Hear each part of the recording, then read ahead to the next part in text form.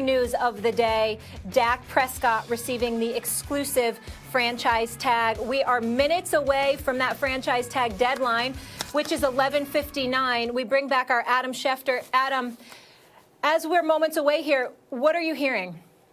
Well, we've got tags going out, some surprising. We see the Arizona Cardinals, Molly, place the transition tag on running back Kenyon Drake after the two sides were unable to reach a long-term deal. The New England Patriots placed the offensive line franchise tag on Joe Thuney, a lineman that would have received a lot of interest and a lot of money on the open market, but he got taken off the market with the franchise tag, which is unusual for the Patriots to use. I think some teams view this tag as a weapon to keep a guy in place. The Patriots don't ordinarily like to use a franchise tag. They don't like to use it on an offensive lineman in particular, but they did do that with Joe Thuney at this point in time. And again, we are minutes away from the deadline now. The one player that's still out there that hasn't been tagged is Bud Dupree, the Pittsburgh Steelers linebacker. I think we could get something here in a matter of moments. And those would be the players right now. There have been a high number of tags that have gone out this year, more than usual. I'm not sure why that is, but it certainly seems like there are a lot more tags this year than there have been in recent years. Adam, the fact that the Patriots franchised an offensive lineman, what does that say to you about Tom Brady with New England, if anything at all? Well, what it does say is they've re-signed Devin McCourty. They've re-signed Matthew Slater. They put the tag on Joe Thuney. The thing here, Stephen A., is they don't have a lot of money. So you just wonder, look, they're going to get a quarterback done at some point in time, but the money that they have left over to give a guy like Tom Brady seems to be vanishing at this point, or at least drying up a little bit. Again, I'll just repeat. I said it in September, say it again. I think it's more likely than not that Tom Brady's not back in New England. Now, again, as I also said to you, the Patriots wait to the last minute on a lot of these things and then wait 5 minutes beyond that last minute. So they could have some conversations at the end, and we'll see what happens. But I still would be surprised if Brady winds up back there. Adam, this franchise tag guarantees the salary for that season, correct? For example, if someone's franchise tag for $30 million, a quarterback, they are guaranteed $30 million? As soon as they sign the franchise tag. Because that's a pretty big percentage of what they would ordinarily be guaranteed in a contract anyway. And considering the rules keeping quarterbacks upright in the NFL, guys like Kirk Cousins, for example, did very well getting franchised a couple times before getting the quote-unquote guaranteed dollars. Is it the end of the world for a quarterback who's already made a lot of money to be franchised? Well, in this particular case with Dak Prescott, that franchise tag, the exclusive franchise tag, will be worth over $30 million. The exact value has not been determined and probably won't be determined until shortly before the draft, but it'll be the top 5 players at that position. So it's going to be a big number. And again, as we discussed here, if you're betting on yourself to get to the end of the contract, that's when you have the ability to cash in. If Dak Prescott opts to play this year on the exclusive franchise tag, there's a real chance he could walk from Dallas after next season, collect the money this year, insure himself, and then just walk at the end of the next year, because it's hard to imagine that they'd use another exclusive tag on him. The price might be at that point a little bit prohibitive, and they'd be putting the organization in a challenging position. Adam Schefter with the latest. Thank you so much on all of that. We'll be continuing to monitor your Twitter account as well, even though I know you'll be on TV plenty. Adam, thanks so much for being here. Let's bring back in Marcus Spears now. And gentlemen, we have had a lot of news here this morning. I think what stands out to me the most personally is what Adam just said, that he would be surprised if Tom Brady ended up back in New England. Stephen A., I'll start with you. What stood out to you most today? Well, what stood out to me most today was Dak Prescott getting franchised, obviously. That really rubbed me the wrong way. I'm incredibly disappointed with the Dallas Cowboys. I mean, primarily Jerry Jones and Stephen Jones. I think that Dak Prescott deserves better. I think he deserves to be treated better. And while we're sitting here, the other thing is, while we're sitting here talking about the coronavirus, can we be honest about something here, too? We have to be careful. But one of the reasons we have to be careful is because there's a whole bunch of people out here that know their damn hands are dirty and they sweaty and all of that stuff, and they want to shake hands with people with the nasty stuff. Let's just call it what it is, all right? I'm sitting up in there, guys, and I'm driving down the turnpike the other day, and Max, I can't hold it. Molly, Marcus, I can't hold it. I got to go to the bathroom. I'm washing my hands before I go to the stool. After I go to the stool, I wash my hands again.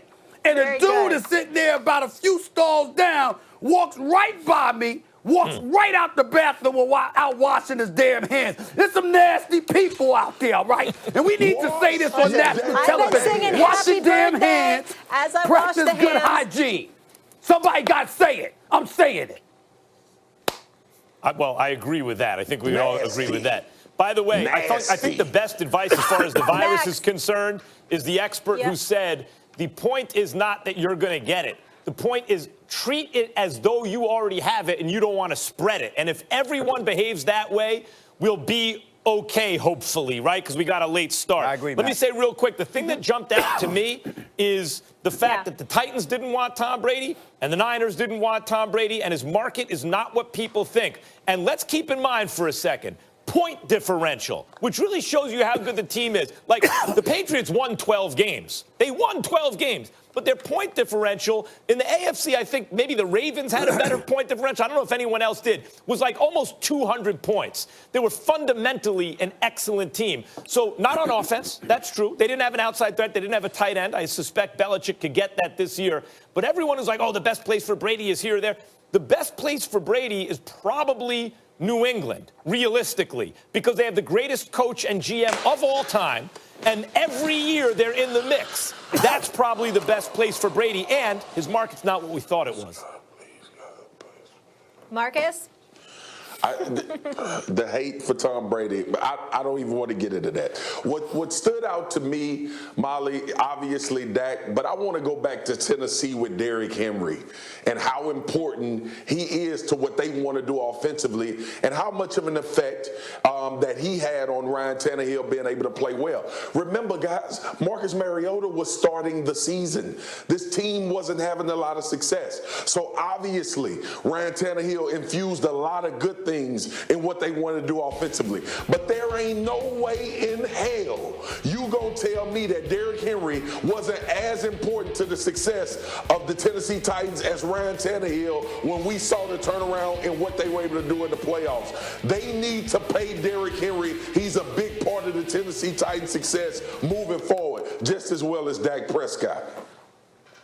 All right, let me get in one more bit of news here, guys. The NFL's new collective bargaining agreement has been approved. So the new CBA passed by a vote tally of 1,019 to 959, pretty close, a total of 60 votes, with 51.5% of those participating voting in favor of the deal. Now, according to multiple reports, approximately 500 players didn't vote. The agreement ensures labor peace in the NFL through at least 2030 and clears the way for a 17-game regular season as early as 2021. And obviously, Marcus, we also know this is going to open the door for more teams in the playoffs and only one seed. Do you think this was a mistake by the players? I don't think it was a mistake because she asked me, Stephen A. She asked me. I did. I don't think it's a mistake by the players based on this, Molly, is when you're in these CBA discussions, you're basically talking about the majority of the league. And the majority of the league needs to have football being played in order to take care of what they need to take care of. Obviously, the deal is not ideal and it's not as good as it possibly could have been. But this is the position that NFL players are going to be in when they're having to negotiate with owners that own the mountain. They're not dealing with middlemen who are bringing the diamonds to them and saying, hey, we need to negotiate a price. They're negotiating with the people that own them out. But to me, the most asinine thing in the world is 500 players not voting. Whether you like it or not, whether how important they are to what the team's success is on the field, 500 guys did not vote on something that directly impacts their future. To me, that says a lot.